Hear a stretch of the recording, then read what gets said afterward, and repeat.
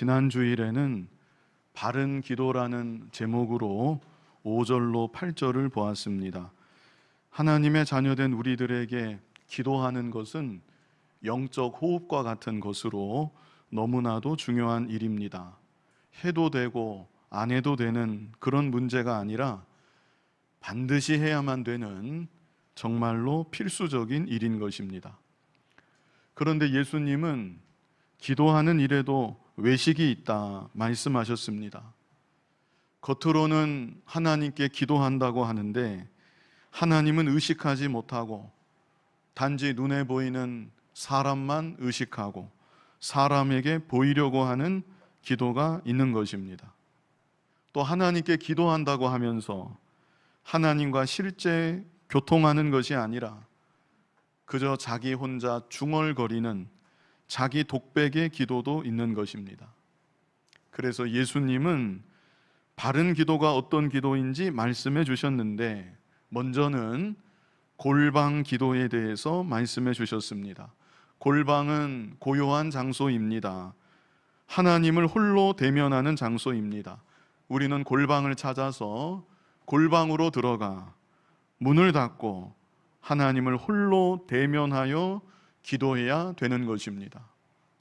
장소적인 골방만이 아니라 마음의 골방이 중요하다고 했습니다. 뒤숭숭한 마음, 복잡한 마음, 그 상태로 기도하면 아무리 공간적으로는 골방 안에 있다 할지라도 그 기도는 골방 기도가 아닙니다. 공간적인 골방만이 아니라 마음의 골방을 찾아서 마음의 골방 안으로 깊이 들어가 고요한 중에 하나님을 실제로 경험하고 하나님과 교통하며 교제해야 되는 것입니다. 그리고 중언부언하지 말라고 했습니다. 한마디를 하더라도 살아계신 하나님 아버지 앞에서 나의 진심을 담아 아버지와 인격적으로 교감이 되는 기도를 해야만 되는 것입니다.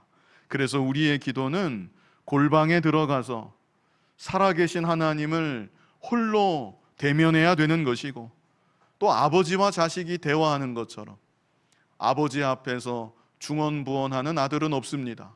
중얼거리는 아들도 없습니다. 아버지와 아들이 대화하는 것처럼 하나님 아버지와 인격적으로 교감하는 기도여야만 되는 것입니다.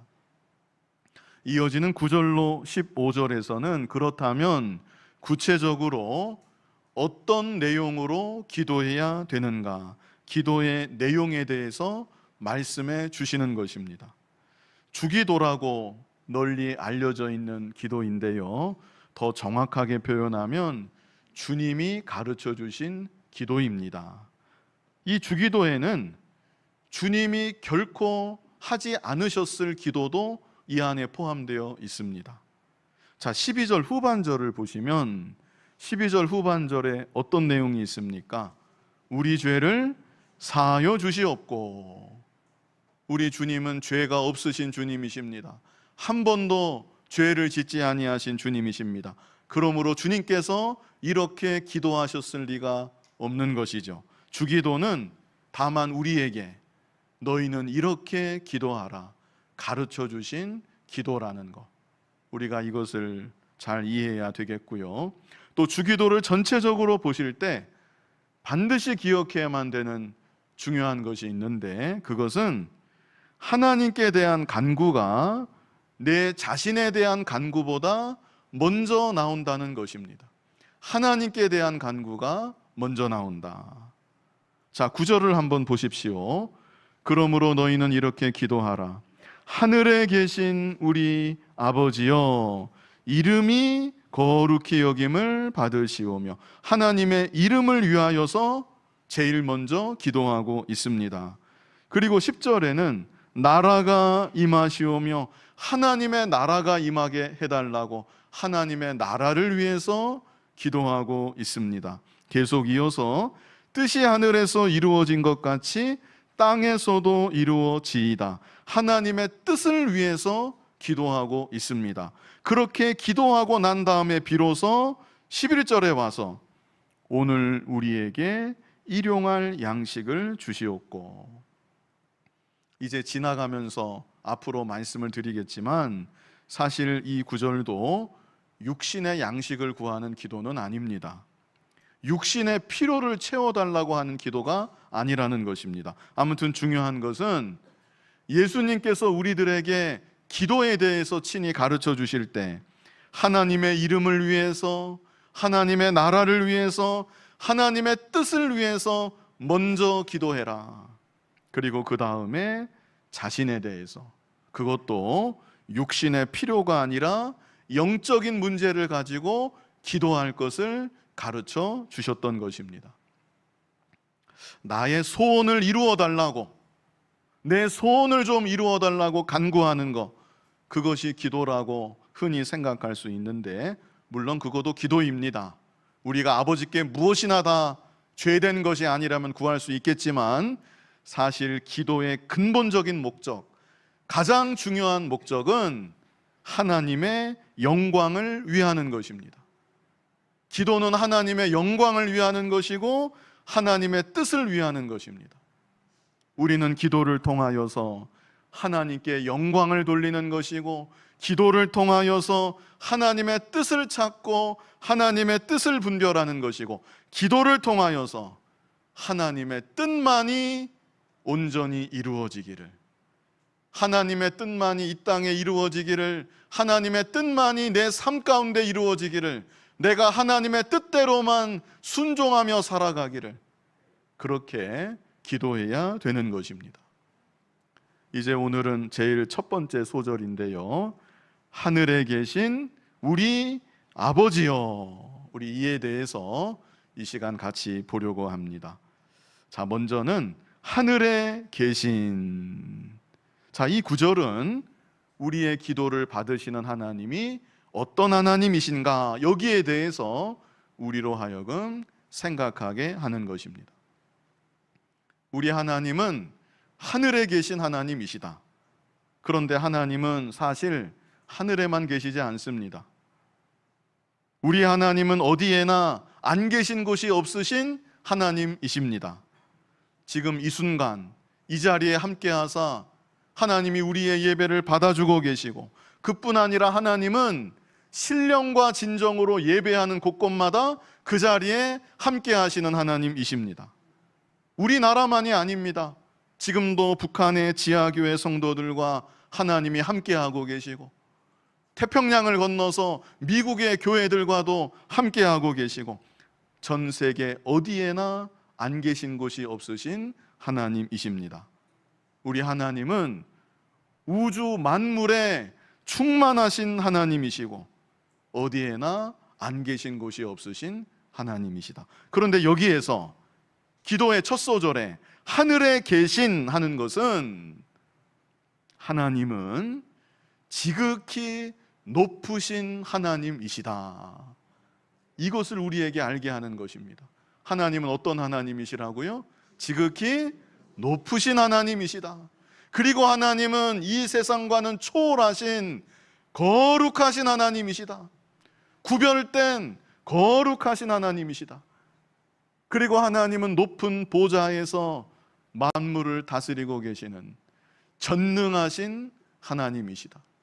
지극히 높으신 하나님, 거룩하신 하나님, 전능하신 하나님, 이런 하나님이심을 우리로 하여금 생각하게 하는 것입니다.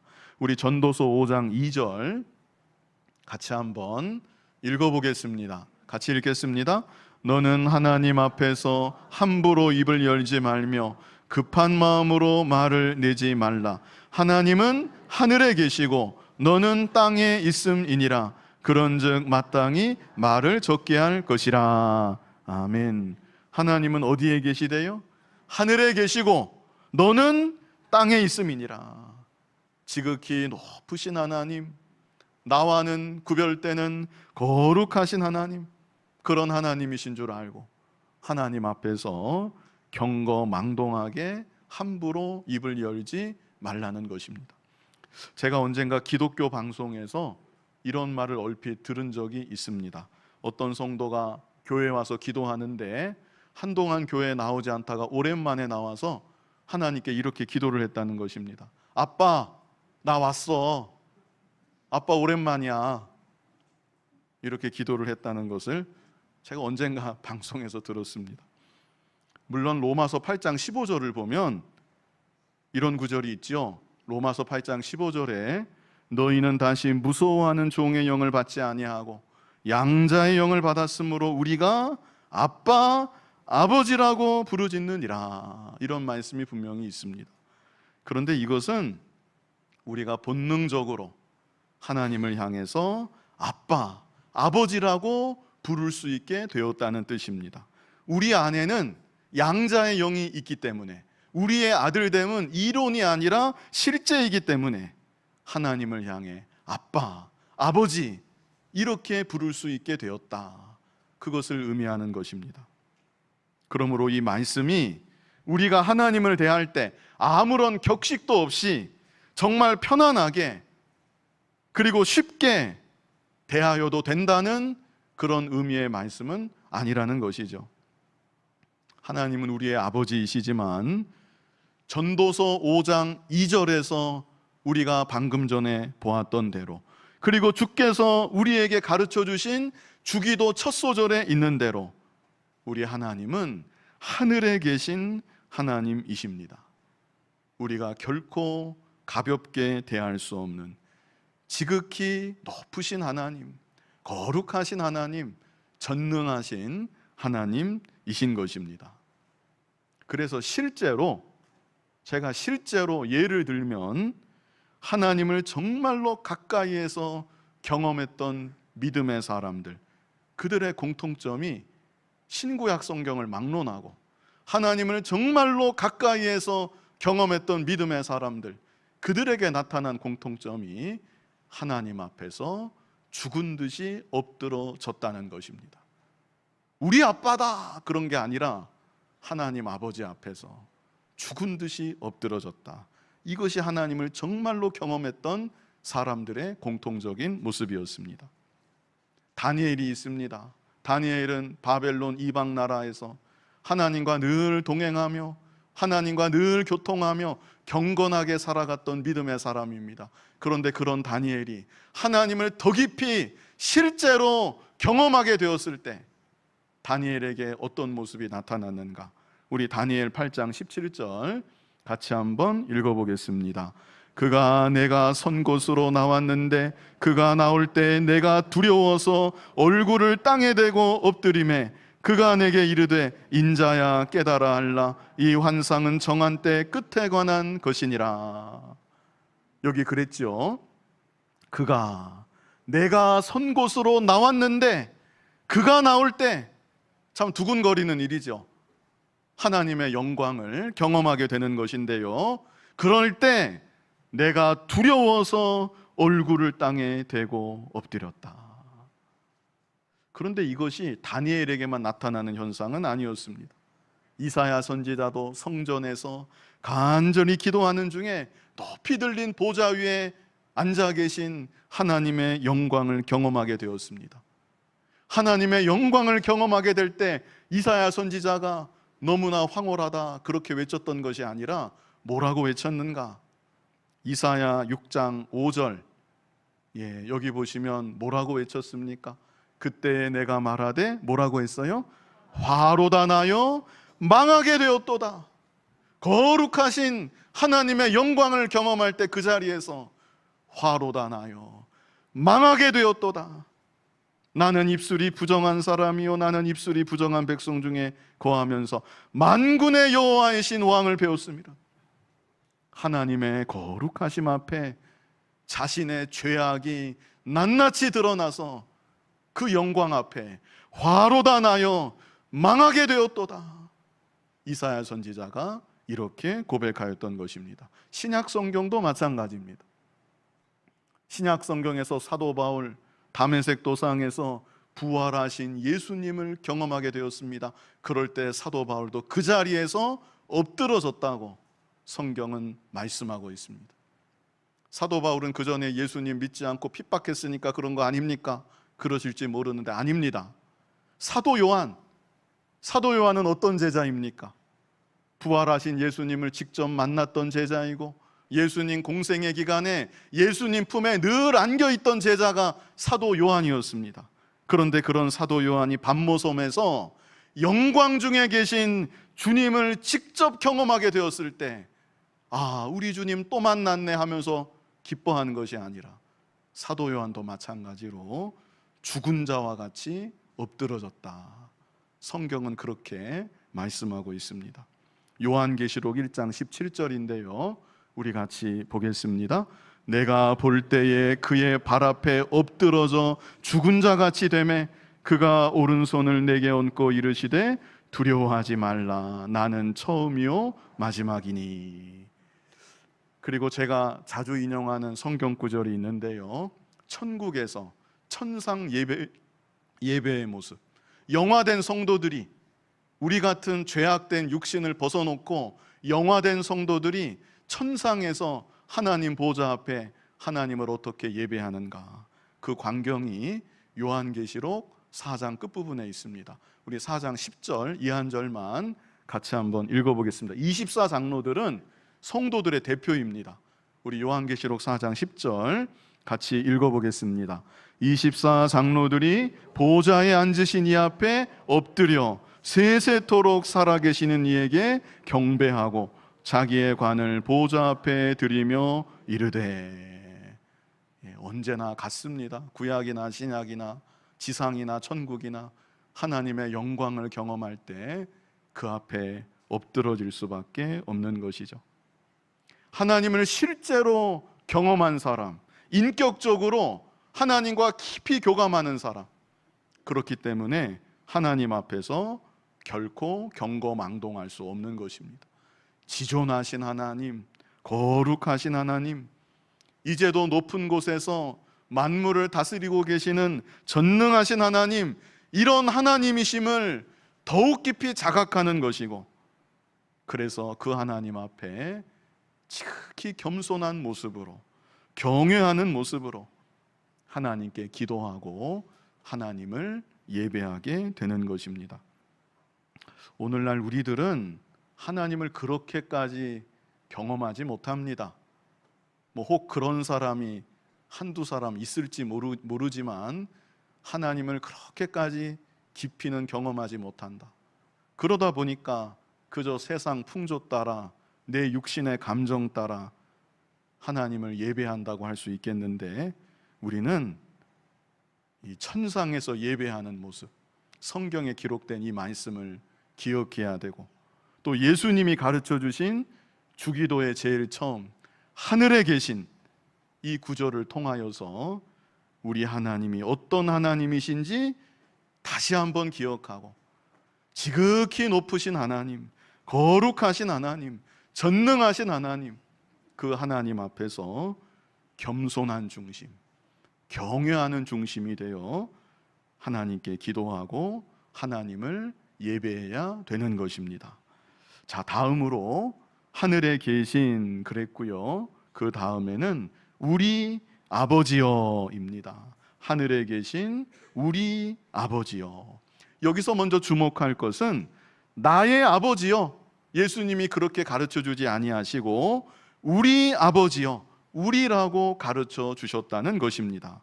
이것은 우리로 하여금 내가 속해 있는 믿음의 공동체를 생각하게끔 하시는 것입니다. 그렇습니다. 하늘에 계신 내 아버지여, 그게 아니라 하늘에 계신 우리 아버지여. 벌써 공동체를 생각하게 되고 공동체 안에 속하여 있는 내 자신을 생각하게 되는 것입니다. 물론 나와의 관계에 있어서 하나님은 내 아버지이심에 분명합니다. 그러나 나만의 아버지가 아니라 우리 모두의 아버지이심을 잊지 말고 내가 속한 믿음의 공동체를 생각하면서 기도해야 된다는 것, 그것을 가르쳐 주시는 것입니다. 우리 에베소서 6장 18절 같이 한번 읽어보겠습니다. 모든 기도와 간구를 하되 항상 성령 안에서 기도하고 이를 위하여 깨어 구하기를 항상 힘쓰며 여러 성도를 위하여 구하라. 여기 제일 마지막에 어떤 말씀이 있습니까? 여러 성도를 위하여 구하라. 이것은 명령입니다. 항상 깨어서 기도하기를 힘쓰라. 기도는 영적 호흡이기 때문에 그렇게 말씀하시고, 그 다음에 주시는 명령이 여러 성도를 위하여 구하라. 여러 성도들을 위해서 기도해야만 된다. 오늘날 우리들 모두에게 주시는 하나님의 명령인 것입니다. 나만을 위해서 기도한다. 내 사정이 얼마나 딱하고 당장 내 앞길이 구말린데 나만을 위해서 간절히 기도한다. 조금 더 가면 내 가족만을 위해서 간절히 기도한다. 그 기도는 결코 능력 있는 기도는 될 수가 없습니다. 물론 하나님 들으시긴 들으시겠지만 능력 있는 기도는 절대로 아니다. 나만을 위해서 간절히 기도한다. 간절히가 잘 되지 않을 것입니다. 원리가 그렇습니다. 우리가 예수님의 보혈로 죄 씻음 받고 하나님의 자녀로 부름 받는 순간 우리는 주님의 몸된 교회 한 지체로서 또한 부름을 받는 것입니다. 이것은 필연입니다. 필연적으로 나는 주님의 한 몸을 이루어 가게끔 되어 있는 것입니다. 우리의 신체 기관이 어느 기관도 자기만을 위할래야 위할 수가 없습니다. 자기만을 위해 존재하지도 않고 자기만을 위할래야 위할 수도 없다. 모든 기관들이, 지체들이 서로 긴밀하게 연결이 되어 있는 것입니다. 우리들도 마찬가지입니다. 그래서 내가 속하여 있는 이 믿음의 공동체, 진정으로 사랑하고 그 공동체 안에 속하여 있는 지체라는 것을 잊지 말고 교회를 위해서 기도하고 다른 지체들을 위해서 기도하고, 그렇게 기도할 때 능력 있는 기도가 되는 것이고 하나님께서 기뻐하시는 기도가 되는 것이고, 나를 위한 기도를 할 때에도 하나님과 더욱 깊이 교통하고 교제하게 되는 것입니다. 아무쪼록 다른 지체들을 위해서도 좀 더 기도하시고, 또 주님의 몸된 교회를 위해서, 하나님의 나라를 위해서 좀 더 열심으로 기도할 수 있는 능력 있는 기도의 사람들이 다 되시기를 바랍니다. 이제 마지막으로 하늘에 계신 우리 아버지여 그랬습니다. 아버지여, 이 아버지에 대해서 생각해 보겠습니다. 하늘에 계신 지극히 높으시고 거룩하시고 능력이 무한하신 하나님이 바로 나의 아버지이시라는 것입니다. 그래서 우리는 하나님이 우리의 아버지이심을 또한 생각하면서 아버지께 기도해야 되는 것입니다. 이 아버지라는 말이 내포하는 의미는 이루 다 열거할 수가 없을 만큼 너무나 많습니다. 다만 이 시간 간단하게 몇 가지만 뽑아서 말씀을 드리고 이 마무리 지으려고 합니다. 우리의 아버지이신 하나님, 이 아버지라는 말에 어떤 의미가 내포되어 있는가? 자, 첫 번째는 나에게 생명을 주시는 분이십니다. 아버지는 나에게 생명을 주시는 분이십니다. 우리 하나님 아버지는 모든 생명을 창조하신 아버지이십니다. 생명의 근원이신 것입니다.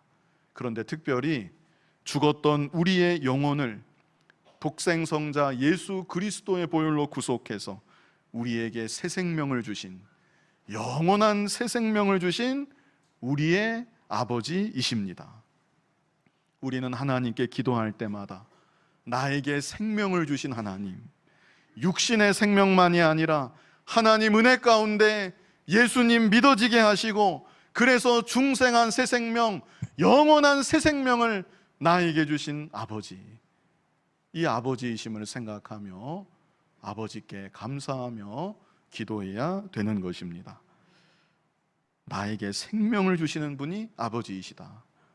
또 두 번째로, 아버지는 나를 어떻게 하시는 분이십니까? 나를 사랑하시는 분이십니다. 나에게 생명을 주시는 분이시고 나를 사랑하시는 분이시다. 우리 요한복음 3장 16절 같이 한번 읽어보겠습니다. 하나님이 세상을 이처럼 사랑하사 독생자를 주셨으니 이는 그를 믿는 자마다 멸망하지 않고 영생을 얻게 하려 하심이라. 아멘.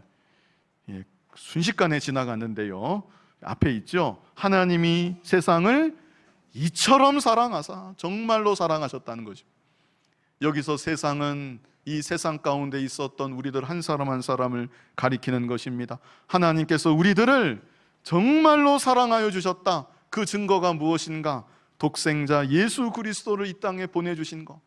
예수 그리스도를 믿는 자마다 멸망하지 않고 영생을 얻게 하여 주셨다는 것. 하나님께서 우리를 정말로 사랑하여 주신 것입니다. 로마서 5장 8절에도 있습니다. 우리 같이 한번 읽어보겠습니다. 우리가 아직 죄인 되었을 때 그리스도께서 우리를 위하여 죽으심으로 하나님께서 우리에 대한 자기의 사랑을 확증하셨느니라. 아멘. 하나님의 우리를 향하신 사랑, 그 사랑의 절정은 십자가에서 나타났습니다.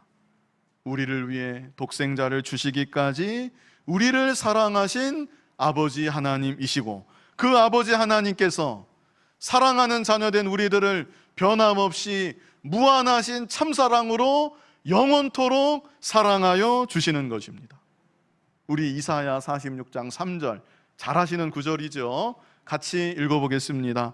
야곱의 집이여, 이스라엘 집에 남은 모든 자여, 내게 들을지어다. 배에서 태어남으로부터 내게 안겼고 태에서 남으로부터 내게 업힌 너희여. 하나님이 우리 아버지시라는 거죠. 부모가 자녀를 안듯이 업듯이 하나님 아버지가 이 세상 내가 시작할 때부터 나를 안아주고 업어주셨다. 우리의 아버지시라는 것입니다. 이것을 말씀하신 것이고, 이어지는 4절에 어떤 말씀이 있습니까? 우리가 같이 읽어보겠습니다. 너희가 노년에 이르기까지 내가 그리하겠고 백발이 되기까지 내가 너희를 품을 것이라. 내가 지었은즉 내가 업을 것이요 내가 품고 구하여 내리라. 아멘. 언젠가 연세가 꽤 많으신 어떤 분에게 제가 그런 말 들었는데, 부모님 상을 끝내고 나서 저 이제 고합니다. 아마 마음이 허전하신 것 같아요. 그런 말씀 제가 들은 일이 있는데, 우리 아버지 하나님은 내가 노년에 이르기까지, 내가 백발이 될 때까지 나를 변함없이 어린아이 안듯이 안아주시고 품어주시고 나를 업어주시는 우리 아버지 하나님이시라는 것입니다. 변함없이 세상 끝날까지 우리를 사랑하시는 아버지이시다. 그래서 아버지 하나님은 나에게 생명을 주시는 분이시고, 두 번째는 뭐예요? 나를 사랑하시는 분이시고, 마지막 세 번째는 나를 돌보시는 분이십니다. 나를 돌보시는 분이시다. 그냥 뭉뚱그려서 써본 것입니다. 여기 돌보신다는 말에는 지키시고 기르시고 인도하신다, 이 의미가 다 내포되어 있습니다. 지키시고 기르시고 인도하신다. 먼저 우리 아버지 하나님은 아버지가 어린 자녀를 지키고 보호하듯이 우리를 지키시고 보호하여 주시는 것입니다. 그러므로 우리의 아버지 하나님이신 거죠. 시편 121편 4절 우리 같이 한번 읽어보겠습니다. 이스라엘을 지키시는 이는 졸지도 아니하시고 주무시지도 아니하시리로다. 하나님 아버지께서 택한 백성들을 지키시는데 졸지도 아니하시고 주무시지도 아니하신다. 이 존다는 것은 깜빡하는 것을 말하는 것이죠. 순간 깜빡 잊는 것, 그게 바로 조는 것입니다. 우리 인간은 아무리 부모라도 사랑하는 자녀를 깜빡 잊는 수가 있습니다. 어머니가 시장에서 물건을 열심히 고르다가 물건에 집중한 나머지 손잡고 있던 어린아이를 깜빡 잊는 수가 있습니다. 자녀를 사랑하지 않아서 그런 게 아닙니다. 인간이기 때문에 깜빡하는 순간이 우리 인간 부모에게는 있는 것입니다. 그러나 하나님 아버지는 졸지도 아니하신다. 한순간도 우리를 잊지 아니하신다. 항상 우리를 바라보고 계시고 우리를 언제나 분초도 쉬지 아니하시고 지키시고 보호하여 주시는 것입니다. 주무시지도 않는다. 주무시지도 않는다. 이 주무신다는 것은 뭐라고 할까요? 그냥 내려놓는 거, 포기하는 거, 그런 것을 의미하는 것입니다.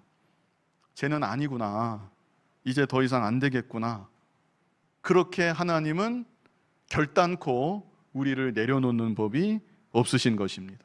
우리의 구원이, 우리의 자녀됨이 우리로부터 시작된 것이 아니라 하나님 아버지로부터 시작이 되었기 때문에 신실하신 아버지 하나님은 택하신 자녀된 우리들을 영원토록 내버리지 아니하시고 졸지도 아니하시고 주무시지도 아니하시고 우리를 지켜주시는 것입니다. 우리 이어지는 5절부터 8절까지 뜻을 생각하면서 읽어보겠습니다. 여호와는 너를 지키시는 이시라. 여호와께서 내 오른쪽에서 내 그늘이 되시나니 낮의 해가 너를 상하게 하지 아니하며 밤의 달도 너를 해치지 아니하리로다. 여호와께서 너를 지켜 모든 환난을 면하게 하시며 또 내 영혼을 지키시리로다. 여호와께서 너의 출입을 지금부터 영원까지 지키시리로다. 아멘. 이렇게 아버지 하나님은 우리를 돌보시는데 먼저는 지켜주신다. 그리고 하나님은 우리를 단지 지켜주시기만 하는 것이 아닙니다. 그저 감싸 안고 지켜주고 보호만 해주는 것이 아니라 하나님 아버지는 우리를 기르시는 아버지이십니다. 양육하시는 아버지이시다. 영육간에 좀 더 온전한 하나님의 자녀가 되라고 우리를 길러가시는 아버지이시다. 지키시고 그것만이 아니라 길러가시는 아버지이시다. 그런데 이것이 우리 편에서는 좀 고달픈 일일 수도 있습니다. 고난일 수도 있다는 것입니다.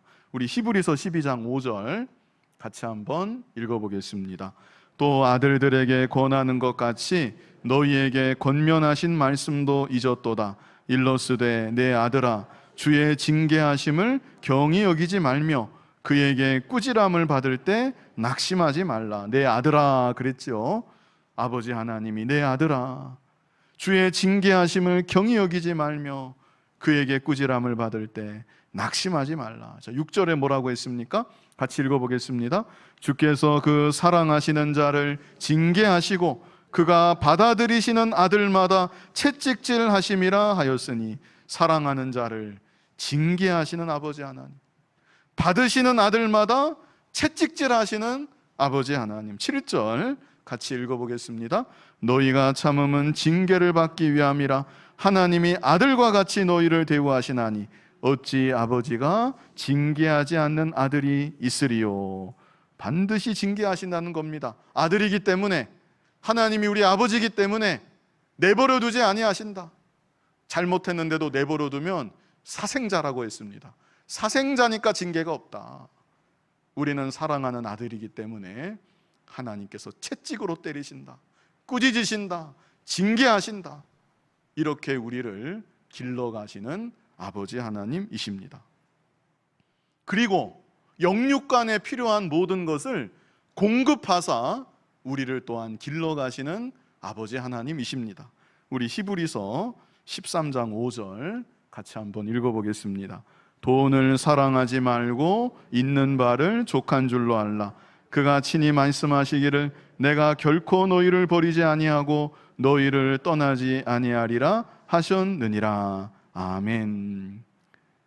이 돈에 대해서 걱정하지 말라는 것입니다. 내가 결코 너희를 버리지 아니한다. 너희를 떠나지 아니한다. 먼저는 하나님께서 우리 영혼을 위하여 영혼이 필요한 모든 것을 때를 따라 공급하시는 아버지이시고, 영혼이 육신보다 훨씬 더 중요한데 영혼을 위해서 또한 육신에 필요한 것도 세상 끝날까지 다 공급하사 우리를 길러가시는 아버지 하나님이십니다. 그리고 하나님은 우리가 가야 할 길을 인도하시는 아버지 하나님이십니다. 아버지가 책임지고 가정을 이끌어 나아가듯이 하나님 아버지는 우리가 가야 할 길을 분명하게 보여주십니다. 그리고 그 길로 우리를 이끄사 인도하시는 아버지이신 것입니다. 우리 이사야 48장 17절 같이 읽어보겠습니다. 너희의 구속자시요 이스라엘의 거룩하신 이신 여호와께서 이르시되 나는 네게 유익하도록 가르치고 너를 마땅히 행할 길로 인도하는 네 하나님 여호와라. 아멘. 말씀을 통해서 우리가 가야 할 길 인도하시는 아버지 하나님이시고, 또 인생의 중요한 순간마다 하나님 아버지께서 주권적으로, 때로는 우리가 거역할 때도 있었지만 하나님 주권적으로 우리를 붙잡으시고 우리를 이끌어 가시는 아버지 하나님이신 것입니다. 이 시간 하늘에 계신 우리 아버지여, 우리 이 첫 소절을 보았습니다.